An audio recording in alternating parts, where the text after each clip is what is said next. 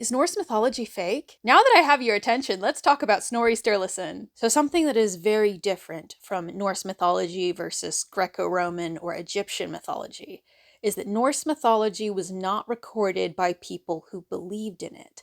The vast majority of what we call Norse mythology comes from this guy, Snorri Sturluson. I believe Iceland became officially Christian in the year 1000, and I think Snorri Sturluson was born in 1179. So by the time Snorri was writing, there were almost 2 centuries of Christianity in Iceland. And like I said, almost all of the surviving sagas come from Snorri. So there are a lot of things in Norse mythology where we just have to take Snorri's word for it. For instance, the goddess Freya riding in a chariot pulled by cats. That's something I've seen a lot of scholars question. So there's one school of thought that says that if Freya was pulled in a chariot by cats, it was probably a chariot pulled by panthers or like cougars, like big cats, which would make more sense just because house cats were not native to Scandinavia. They had to spread there from Africa and Asia. There is another school of thought that says she wasn't associated with cats at all. Read this one paper that says Snorri might have gotten that from the Greco-Roman tradition like Artemis or Cybele,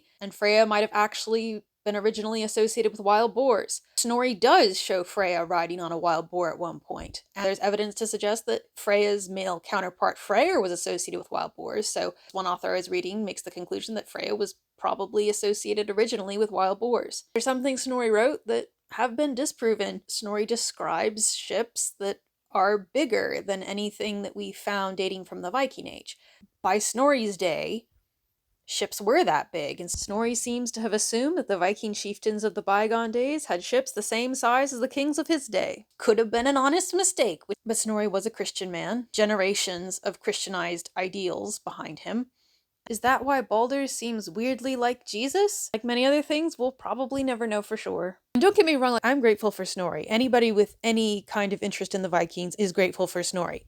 It's just a trust but verify situation. And in the situations where we can't verify, we just have to take everything with a grain of salt. So when I talk about how I've been researching Viking history for my upcoming fantasy romance book, Tears of the Wolf, Snorri Sturluson and the sagas do have a place in that, but I'd say they're like secondary or tertiary at this point. There's so much amazing work by people in so many fields being done around this time period and trying to understand this people group. There is so much we don't know and that we will probably never know about the Vikings. There is still so much that we have learned. Thanks to all these people who do all this painstaking research. Like, I read some of the things they publish and I feel like a little kid peeking over the shoulders of rocket scientists. I have just like barely gotten my ankles into what's out there. I'm gonna keep talking about it because y'all, it's so cool. Until next time.